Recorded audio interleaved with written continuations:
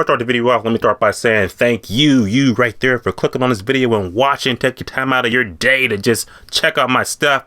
I appreciate you. That being said, let's talk about the Bikeriders. What's going on, my YouTuber subscribers? Hope you guys are having a good start to your week in this heat wave of summer, because we got a new movie that's going to be coming out this Friday, and that is The Bikeriders, a crime drama that's coming out in theaters starring Butler and Tom Hardy. And is the movie good? Maybe that says it all. I'm saying this movie might not be for me, but I'm just gonna say, like I said, I usually, when I'm making heads or tails about a movie, I usually turn to the audience like, okay, let's see what they think. And a lot of people are kind of just like,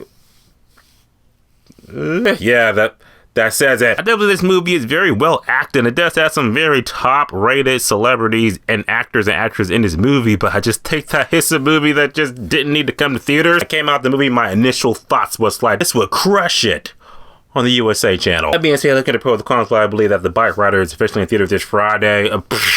I think this would be a cool movie for the dads to go check out, even though Father's Day is already over. But if you got like $5 to spare, you could save it. Here's why. Acting in the movie, like I said, the acting is very well acted. We got Butler in this movie, and like I said, his acting is good, even though him and his character feel like they don't really want to be there. Like, it really feels like this whole time, like, the character, he doesn't give a shit about anything in this movie, more or less, except, you know, his bike.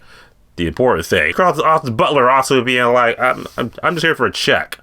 That's all I need, just a check. So I'm not gonna knock him too hard, but it just feels like, shit, he didn't even want to be there. So, shit, why do I want to be here either? It's Tom Hardy who's really giving the real, yeah, I'm going for the Oscar this time. He did a really good job in the movie. He was the heart and soul of the movie, more or less, even though it's him and Butler sharing screen time. It's really, kind of his story, because it's his gang, his idea that's starting this whole thing up. But acting was really good. I was just like, yes, we want more of this Tom Hardy, not what we're getting in October with Venom. Cast in the movie, plot in the movie, more or less. Okay, the movie takes place, I think, in the 50s, 60s. Well, it takes place across a couple decades, but more or less, we got Butler and Tom Hardy. They pretty much just one day decide that, hey, you know, we like motorcycles.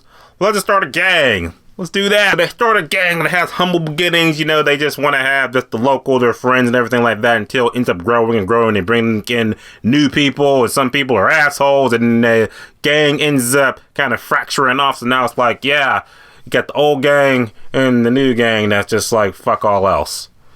That's kind of the movie. It's like the best way I could put it without you sitting through this hour and 45-minute movie. For the movie, I will say, if you are a motorcycle person, I feel like, you know, I'll say, like, if you're like old school motorcycle, I think you have a good time with this movie. I think you'll appreciate the, you know, aspects like that. Especially the golden age of motorcycle riding and stuff like that, when it was pure.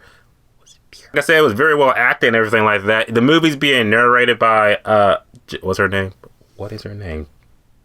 I don't know. Narrated by Elvis's wife. So, like you said, she was pretty quirky, pretty character that I was like, oh, you know, if you were telling me this story, I would be holding on to it. Like, you are entertaining in that aspect. But that's where the pros kind of end for me, because I'm just kind of just like, this movie's kind of boring. Like, you're seeing things play out, stuff like that, but there was like parts of the movie where it was like a nice chunk. Butler just kind of like, I'm gone, fuck off. You got Tom Hardy's kind of like, you know, he's like doing his best, man, but you also feel like he's like, oh, my paycheck, it stops right here. So that's where my acting stops too. A lot of other cameos and stuff from other characters and actors you didn't expect in the movie. Like, oh, didn't know you were in there. So cool to see you. I'm being honest, it just didn't do nothing for me. Like I said, it might not be my kind of movie, but I always do the phone test. If I check my phone more than twice in the movie, it ain't holding me. It was literally a moment, like a little towards the middle, towards the end of the movie. I literally got on YouTube, was just like, oh, so that's how you get that exotic chest. Got it. What did I say about the movie?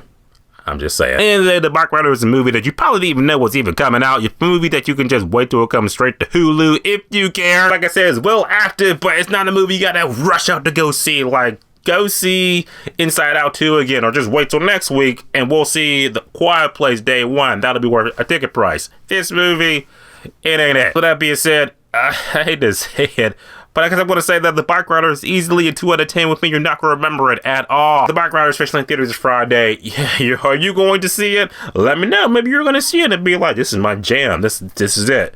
I loved it. If you think, comment below. Let me know. Talk about it to you guys in the next video. And as always, subscribe. Until next time.